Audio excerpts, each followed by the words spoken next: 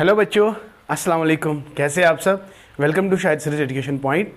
बेटा, आज की जो क्लास है it's for 4th semester and कल मैंने आपकी क्लास नहीं ली थी, तो but here I am with you early in the morning. So once again welcome to Shahid series education point and very good morning to all of you. I hope बेटा आप सब खैरियत से होंगे। I am also fine, thank you, अल्हम्दुलिल्लाह। तो इससे पहले मैंने आपको क्या कहा था कि let us have a full fledged curriculum. तो मैंने आपको ऑलरेडी कहा कि मैं पढ़ाऊंगा भी और साथ साथ मैं आपको मटेरियल भी प्रोवाइड करूंगा। मैंने ऐप पे तो मटेरियल रखा है, लेकिन बहुत सारे किसी बच्चे, एक या दो बच्चों ने परचेज़ किए हैं। आई डोंट नो, इनमें थोड़ी बहुत प्रॉब्लम आती है। लेकिन मैंने कल मैंने क्या किया, जो वुमेन कॉलेज के बच्चे हैं, वुमेन कॉलेज के अनंतनाग की मैं बात कर रहा हूँ, जहाँ पे मैं पढ़ाता था। अभी मैं आज वहाँ पे नहीं हूँ, लेकिन मैं पढ़ाता था। बहुत सारे बच्चे मुझे जानते भी हैं। तो बेटा आप लोगों के लिए, खासकर वुमेन एजुकेशन, वो सर वुमेन कॉलेज के बच्चों की मैं बात कर रहा हूँ, आपके लिए खुशखबरी है। मैंने अपने जो मेरा कंटेंट है, मेरे नोट्स है, मैंने वो बाहर रखे हुए हैं आरिफ टेलीकॉम के पास। तो अगर आप में से कोई मतलब किसी को ज़रूरत है नोट्स की, बहुत अच्छे नोट्स है जो हम यहाँ पे पढ़ेंगे, तो वही अच्छे से वहाँ पे भी आपको वो मिलेगा, तो आपको लर्निंग में बहुत ज़्यादा मज़ा आएगा। तो अगर आप चाहते हो कि आपको नोट्स भी मिले, तो मैंने वो आरिफ टेलीकॉम के पास रखे हैं, तो वुमेन कॉलेज के बच्चे वहाँ से वो नोट्स हासिल कर सकते हैं। तो ये थी एक इम्पॉर्टेंट इन्फॉर्मेशन जो मुझे आप लोगों के साथ शेयर करनी थी।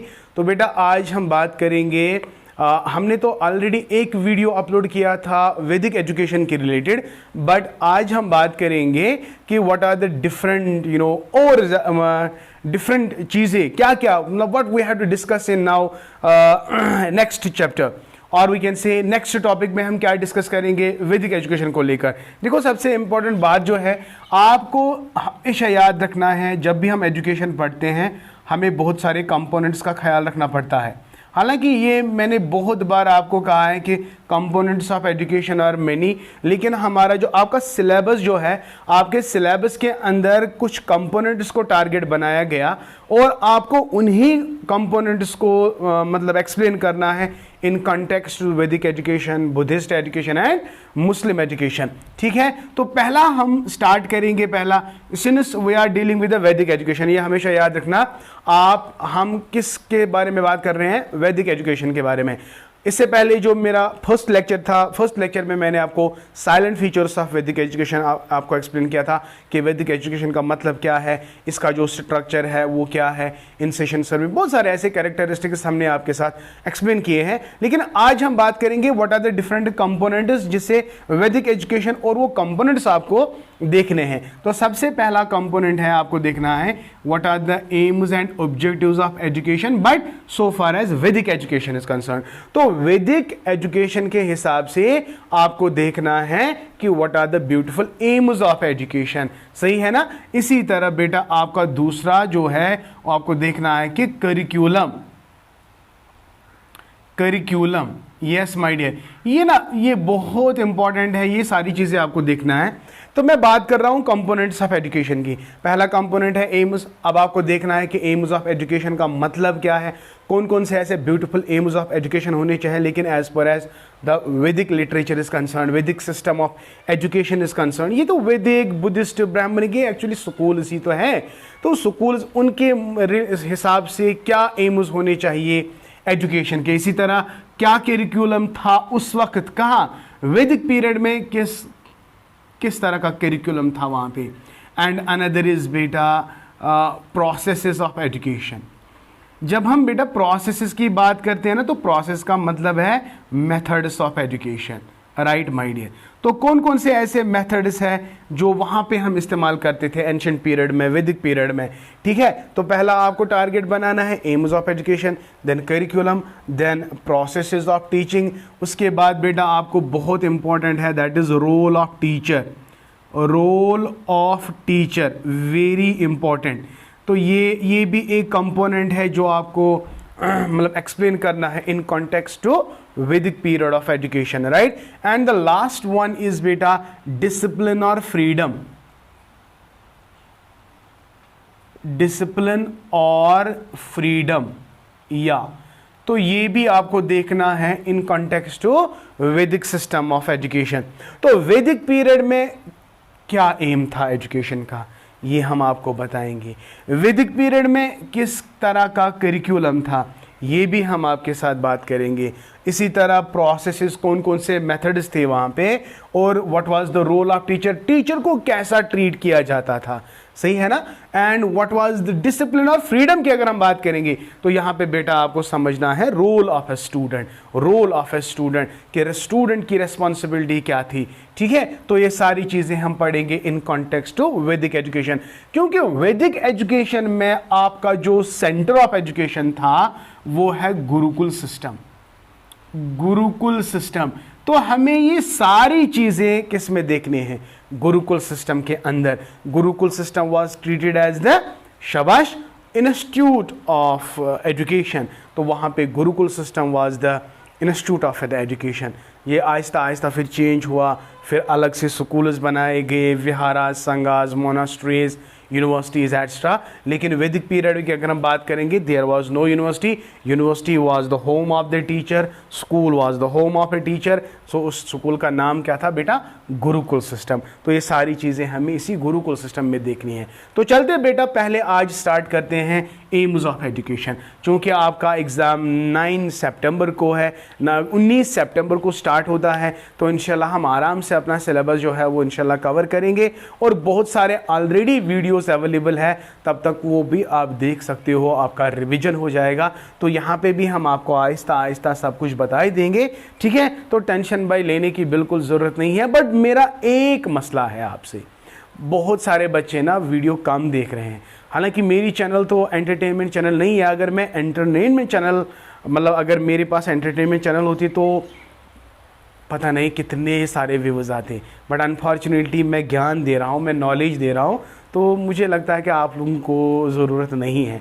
बहुत सारे काम बच्चे देख रहे हैं। हालांकि इंसान डीमोटिवेट हो जाता है, बट मेरे दिमाग में नहीं रखा है कि चाहे आप देखो ना देखो, लेकिन I am going to work hard.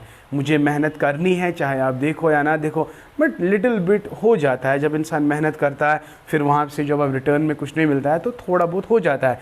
But I will continue this process my dear, because it's a very good job, it's a very good job. अगर आपको मेरे से मदद मिल रहा है तो इससे बढ़कर क्या हो सकता है, ठीक है। तो चले बेटा अब स्टार्ट करते हैं। आज का जो लेक्चर हमारा है aims of education in what period, वैदिक पीरियड। तो आज हम डिस्कस करेंगे एम्स, ठीक है। चलते हैं बेटा। ये वाला जो चैप्टर है ना, ये थोड़ा बहुत लंबा है, उतना ज़्यादा लंबा नहीं, लेकिन एक फॉर एग्जांपल वैदिक पीरियड में 2-4 लेक्चर्स लगेंगे। उसी तरह ब्राह्मणिक पीरियड, बुद्धिस्ट पीरियड में 2 ही लेक्चर्स लगेंगे। इसी तरह मुस्लिम पीरियड में 2, लेकिन वैदिक पीरियड में मतलब 2-3 लेक्चर्स तो लगेंगे। ये थोड़ा बहुत लंबा टॉपिक है, इसलिए आप घबराए नहीं। तो रोज़ हम आपके साथ शेयर ये सारी चीज़ें करेंगे। तो आज हम बात करेंगे बेटा AIIMS of education, AIIMS of education during वैदिक period.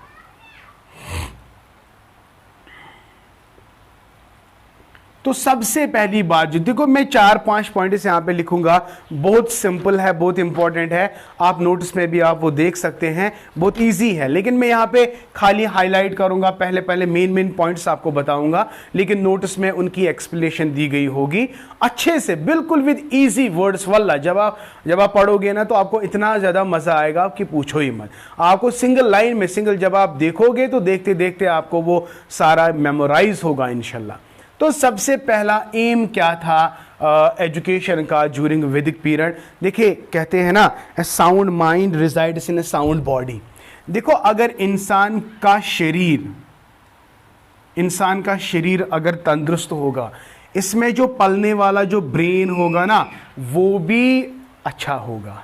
A sound mind resides in a sound body. तो यहां पे पहला एम अगर हम देखेंगे वैदिक पीरियड का, वो ज्यादा जोर देते हैं physical development and intellectual development. बेटा जब हम फिजिकल डेवलपमेंट की बात करेंगे, एजुकेशन का काम है, एजुकेशन ऐसा होना चाहिए कि एजुकेशन से हमें ये पता होना चाहिए कि हमारी बॉडी कितनी इंपॉर्टेंट है, हमें अपने बॉडी का कितना ख्याल रखना है। अगर आप लोगों ने अपनी बॉडी को, अपने शरीर का अच्छी तरह से ख्याल रखा तो इसका मतलब है आपका दिमाग भी अच्छी तरह से पल जाएगा, बढ़ जाएगा। अगर आप अपनी सेहत का ख्याल नहीं रखोगे, आपका दिमाग डेवलप नहीं होगा, तो आप आने वाले जो कुछ भी आप काम करोगे तो आप सही तरीके से वो काम नहीं करोगे। तो एक बेहतरीन एजुकेशन वो है जिससे हमें अपने सेहत के बारे में पता चलेगा। तो एजुकेशन हमें क्या सिखाती है कि अगर आप अपने आप को तंदुरुस्त रखोगे तो आप दूसरों के बारे में भी अच्छा ही सोचोगे। समझ आया? फॉर एग्जाम्पल मैं टीचर हूं, अगर मैं नहीं खाऊंगा, नहीं पीऊंगा तो भाई मैं आपको कैसे पढ़ाऊंगा, मेरा दिमाग कैसे चलेगा? ठीक है, तो मैं दिमाग को चलाऊंगा। अल्लाह पाक ने मुझे दिमाग दिया है, एजुकेशन की वजह से मैं अपने बॉडी का खूब ख्याल रखूंगा, मेरा दिमाग भी खूब डेवलप होगा, तो मैं आपको अच्छी तरह से पढ़ाऊंगा। तो बच्चे को अगर आप देखोगे ना, कोई भी ऐसी फिलॉसफी नहीं है, हर कोई फिलॉसफी कहती है कि बच्चे की तंदुरुस्ती का ख्याल रखो, और अगर हमने ऐसा किया तो उसका जो पलने वाला जो ब्रेन है, उसके दिमाग, उसमें बॉडी में, उसके शरीर में, तो वो भी ऑटोमेटिकली डेवलप होगा। तो ब्रेन को डेवलप करने के लिए आपको क्या पहले डेवलप करना है? You must be physically fit, and when you are physically fit, when your body is fit, your mind is also fit. That is why many psychologists, many philosophers have said that a sound mind resides in a sound body. तो Vedic period में भी यही aim है, क्या? Physical and intellectual development. It is the first aim of education. So the aim of education must be what? Physical development, physical and intellectual development. I hope beta first point is clear to you. Okay, number next is, अगर हम वैदिक period की बात करेंगे, मैंने पहले ही आपको कहा है कि वैदिक पीरियड जो है, वैदिक एजुकेशन जो है, it is based on the 4 sacred books, that is Vedas. 4 Vedas. तो वेदास जो है, they are the religious books my dear. तो जो वहां पे जो एजुकेशन है ना, that is wholly and solely revolving around these 4 Vedas. तो याद रखना है बेटा, the aim of education must be what and what development? Man must be spiritually developed and religiously developed. तो याद रखेंगे बेटा। तो जो वैदिक पीरियड ऑफ एजुकेशन है, उसमें पहला देखिए, अगर आपका शरीर ठीक है, आप वेदास को अच्छी तरह से समझोगे।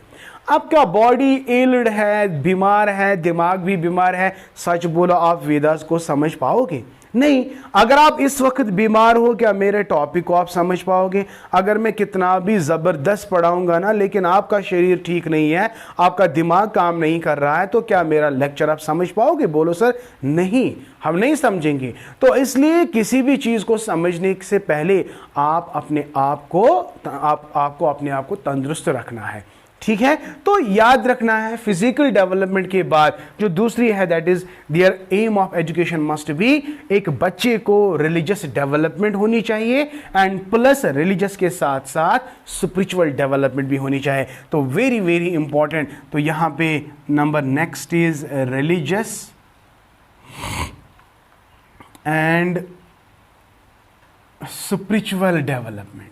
बहुत इंपॉर्टेंट है बेटा, ये याद रखना कि जब भी हम वैदिक पीरियड की बात करेंगे, that was purely religious oriented, spiritual oriented. तो ये आपको पता है कि वो टीचर, हर कोई टीचर नहीं बनता। वैदिक पीरियड में हर किसी को आप टीचर का दर्जा नहीं दोगे। टीचर उसको आप कहोगे जिसमें पूरा कमांड होता था वेदास पे। उसको ये 4 वेदास मतलब मेमोराइज होने चाहिए, उसका कैरेक्टर डेवलपमेंट होना चाहिए, मॉरली साउंड होना चाहिए। ठीक है बेटा, तो तब जाके आप इसको गुरु का दर्जा दे सकते हो। और रही बात, अगर वहां पे कास्ट की बात करेंगे, तो ब्राह्मणों को सबसे ज्यादा इंपॉर्टेंट प्लेस दिया जाता था कि ब्राह्मण से ही गुरु का दर्जा दिया जाता, गुरु को सिलेक्ट किया जाता है। वैश्यास और शूद्रास को वहां पे बुरी नजरों से देखा गया लेटर वैदिक पीरियड में। लेकिन पहले there was no varna system, there was no caste system. लेकिन लेटर स्टेज में ये पूरी तरह से डेवलप हुआ। ठीक है, तो religious development and spiritual development was one of the important aim of education during what period? या नंबर 3 बहुत इंपॉर्टेंट है और 1000 बार ये एग्जाम में आया होगा। What is that? Sublimation of instincts. Sublimation of instincts. देखिए, जब हम वैदिक पीरियड की बात करते हैं, वहाँ पे बच्चों को ऐसी ट्रेनिंग दी जाती थी कि वो अपने जो नफ्सियानी ख्वाहिशात उनको थे तो उनको वो पूरी तरह से कंट्रोल करते थे। सब्लिमेशन ऑफ अल्लाह पाक ने हमें बहुत सारे इंस्टिंक्ट्स दिए हैं। कुछ इंस्टिंक्ट्स ऐसे जब आप एडोलसेंट के करीब आ जाते हो, कुछ एडोलसेंट्स में कुछ ऐसे इंस्टिंक्ट्स स्प्रिंग आउट हो जाते हैं जिनको कंट्रोल करना बहुत मुश्किल काम होता है। तो बेटा, एजुकेशन का काम है उन खराब इंस्टिंक्ट्स को कंट्रोल करना जिससे आपके कैरेक्टर पे दाग लग सकता है। ऐसे इंस्टिंक्ट्स जो आपकी पर्सनैलिटी को खराब कर सकती हैं, उन ऐसी इंस्टिंक्ट्स को आपने कंट्रोल करना है। कभी आपके दिमाग में आएगा कि मैं किसी की इंसल्ट करूं, कभी आपके दिमाग में आएगा कि मैं चोरी करूं, कभी आपके दिमाग में आएगा, या बहुत सारी ऐसी चीज़ें दिमाग में आते हैं, इंस्टिंक्ट्स हैं, because man is full of instincts. Okay, तो ये इंस्टिंक्ट जो है पीक पे कब आ जाते हैं? जब एक इंसान एडोलसेंट में होता है। तो एडोलसेंस में बच्चा बहुत गलतियाँ करता है, ठीक है। तो उन इंस्टिंक्ट्स को कैसे काबू में रखे, कैसे कंट्रोल करे, ये किसका काम है? ये एजुकेशन का काम है। अगर आप रिलीजियस माइंडेड हो, स्पिरिचुअल माइंडेड हो, तो बेटा ये आपके लिए कोई दिक्कत का काम नहीं है। आप अपने इंस्टिंक्ट्स को इजी तरह से कंट्रोल कर सकते हो। तो you have to sublimate, you have to redirect your instincts. अगर फॉर एग्जांपल इंस्टिंक्ट खराब इंस्टिंक्ट है, उसको दूसरी दिशा में ले जाओ, दूसरी दिशा में ले जाओ। अगर इंस्टिंक्ट ये गलत काम करवाने जा रहा है तो उसको रिडायरेक्शन दो, इसको दूसरी तरीके से दूसरे काम में इसको डायरेक्ट करो। तो सब्लिमेशन, आप अपने इंस्टिंक्ट्स को कंट्रोल करो, अपने इंस्टिंक्ट्स को कंट्रोल करो, ठीक है। तो ये भी एक बहुत बड़ा आप देख सकते हैं कि हर कोई कहेगा बेटा, हर कोई, चाहे वैदिक पीरियड की बात करेंगे, इस्लामिक पीरियड की बात करेंगे, मुस्लिम पीरियड की बात करेंगे, ब्राह्मणिक पीरियड की बात करेंगे, हर कोई सेक्ट ये कहता है कि इंसान के अंदर कुछ ऐसे इंस्टिंक्ट्स हैं, हैवानी इंस्टिंक्ट्स है जो इंसान को गलत करवा रहे हैं। तो एजुकेशन का काम है उन इंस्टिंक्ट्स को भाई काबू करना, उन इंस्टिंक्ट्स को रिडायरेक्ट करना, उन इंस्टिंक्ट्स को कंट्रोल करना। तो ये भी एक एम बन जाता है किसका? वैदिक पीरियड का, राइट।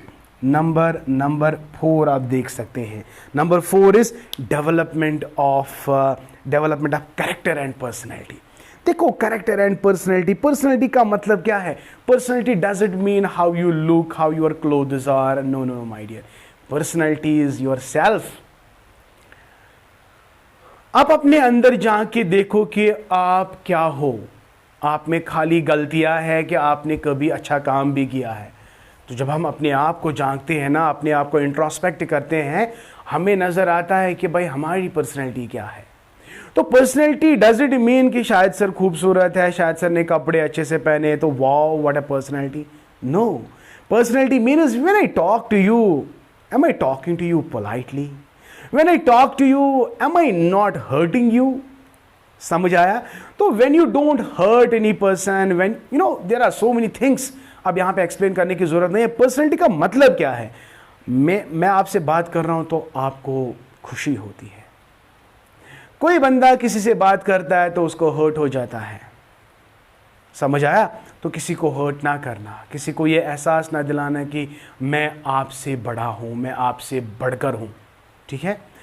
जो काम आप उजाले में करते हो वो काम आप अंधेरे में भी अगर आप करोगे ना, फॉर एग्जांपल दिन में आप अच्छा काम करोगे क्योंकि आपको लगता है कि सारे मुझे देख रहे हैं, लेकिन अगर वही काम आप अंधेरे में करोगे, अंधेरे में आपको कोई नहीं देखता है अल्लाह के सिवा, लेकिन आप वहाँ से भी काम अच्छा करते हो क्योंकि आपको ये यकीन है कि अल्लाह पाक मुझे देख रहा है, तो अंधेरे में भी आप अच्छा काम करते हो, ठीक है। तो दैट इज़ योर कैरेक्टर। तो the things, the activities that you do in a day, you are doing the same activities when you are in the dark. So that makes you a charactered person. Otherwise हम दिन दहाड़े अच्छा काम करते हैं क्योंकि हमें डर लगता है कि अगर किसी ने देखा तो वो कहेगा कि ये बुरा आदमी है।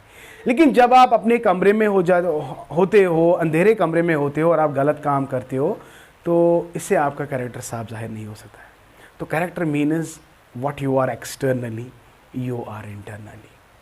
तो इंटरनल और एक्सटर्नल में अगर आप दोनों सेम है तो you are a character and you have a nice personality. I hope बेटा आपको अच्छी तरह से समझ आया। तो number next is my dear development of character and personality.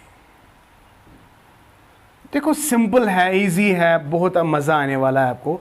Number next is, देखो इंसान जो है, इंसान is a part of the society. तो अगर वो हिस्सा है सोसाइटी का तो उसके ऊपर कुछ रेस्पॉन्सिबिलिटीज़ है, सोशल रेस्पॉन्सिबिलिटीज़ है, सिविक रेस्पॉन्सिबिलिटीज़ है। तो ये रेस्पॉन्सिबिलिटी उसके अंदर तब आएगा जब वो एक वेल एजुकेटेड होगा। एक वेल एजुकेटेड इंसान को ही समझ आएगा कि I am a social member of the society and I have a social responsibility, I have a civic responsibility. तो ये भी एक एम बन जाता है किसका, एजुकेशन का। किस पीरियड में भाई, वैदिक पीरियड में। तो inculcation of civic and social duties, inculcation of civic and social duties, right? तो when you are the good member of the society, of course education आपको inculcate करेगा कि what do you mean by civic duties, what do you mean by social duties, and then you have to perform. अगर आप uneducated हो तो आपको कोई फर्क नहीं पड़ेगा कि मैं सोशल मेंबर हूं, मुझे कोई रेस्पॉन्सिबिलिटीज है एटसेट्रा। नो, तो it is only education that tells you that you are a good member of your society and you have a responsibility, you have a social responsibility, you have a civic responsibility, and you have to perform because it is the role of education, right? That can tell you. Okay, number 6th point हम लेंगे, वेदास जो है, Veda is the cultural heritage of Indian culture, right? तो इसको preserve करना, इसको conserve करना, इसको प्रोपोगेट करना, ये भी एजुकेशन का काम है। देखो वैदिक पीरियड में ये मतलब वेदास जो है गुरु को सारे मतलब ऑरली याद रखने होते थे दिमाग में। अब ये नेक्स्ट जनरेशन में कहाँ जाएंगे, ऑरली वो अपने बच्चों को, शिष्यों को सिखाता है, वो भी ऐसे ऑरली याद रखते, तो इससे वो स्प्रेड करते थे इन वेदास को। वेदास की जो भी कल्चर हमारा था, एंशिएंट पीरियड का जो भी कल्चर है, तो it is the only education my dear, it is the only education that can preserve your culture. It is the only education that can conserve, that can save, that can preserve, and that can propagate the cultural elements from one generation to next generation. अगर education नहीं होता तो आप cultural elements कहाँ होते, ठीक है? तो कल्चर को सेव करना ये किसका काम है, एजुकेशन का काम है। कल्चर को ट्रांसमिट करना ये किसका काम है, एजुकेशन का काम है। कल्चर को प्रोपोगेट करना, कल्चर के जितने भी एलिमेंट्स हैं हमारे कल्चर में, एंशिएंट कल्चर में, तो उनको भी प्रोपोगेट कौन कर सकता है, एजुकेशन कर सकता है। तो aim of education must conserve the culture. Education का एम जो है, it must save the culture, to propagate the culture, to transmit the culture from one generation to another generation. तो ये भी एक है। तो preservation and spread, preservation and transmission of culture। अब ये from one generation to another generation, ये तो ऑलरेडी आपको पता है। Number next, they have not forgotten the world things. No doubt वो ज्यादा जोर रिलीजियस पे देते हैं, स्पिरिचुअलिटी पे देते हैं, लेकिन एक इंसान कैसे कमाएगा अपने day to day life activities से, राइट? तो कमाने के लिए उन्होंने रोल ऑफ एजुकेशन ये भी कहा कि education must train the minds of the people so that they can become vocationally efficient. तो वहाँ पे वैदिक पीरियड में ये भी मेंशन है, एग्रीकल्चर, क्राफ्ट, वाइन, बहुत सारी ऐसे चीज़ें हैं जो लोग उस वक़्त अपना रोज़मर्रा की ज़िंदगी में वो सारे काम करते थे, जिससे वो अपनी ब्रेड एंड बटर एम को फुलफिल करते थे। तो vocational aim was also one of the great aim of what, वैदिक एजुकेशन और वैदिक पीरियड ऑफ एजुकेशन। नंबर 7 जो है, it is promotion of vocational efficiency, प्रमोशन ऑफ vocational efficiency. So my dear, these are the 7 aims that you have to remember when you are actually dealing with aims of education during Vedic period. अगर कल ये question आया तो आप आराम से लिख सकते हो। अगर बेटा ये खाली लॉन्ग आंसर आया तो इनको ना थोड़ा थोड़ा आपको डिटेल देना है, डिस्क्रिप्शन देना है। अगर ये शॉर्ट आंसर आया तो आप खाली ये 7 पॉइंट्स लिख सकते हो, ठीक है। आई होप बेटा आपको अच्छी तरह से समझ आया। तो do like my video, share my video, और अभी तक अगर आप लोगों ने मेरी चैनल को सब्सक्राइब नहीं किया तो जल्दी से मेरी चैनल को सब्सक्राइब भी करो and plus hit the bell icon so that you can get my latest updates, videos and lectures. और हाँ माय डियर, नोट्स के बारे में अगर हम बात करेंगे, वंस अगेन मैंने ऐप पे भी नोट्स रखे हैं उन बच्चों के लिए जिनका एक्सेस अनंतनाग नहीं है, लेकिन so far as women college Anantnag is concern, या अनंतनाग कहीं पे भी अगर हो तो मेरे नोट्स जो है वो अवेलेबल है नियर आरिफ टेलीकॉम के पास। Arif telecom, you can approach Arif telecom and आप वहाँ मतलब कह सकते हो कि शायद सर इसके नोट्स यहाँ पे हैं, तो डेफिनेटली आपको हेल्प मिलेगा। Thank you, may Allah bless you and keep always learning।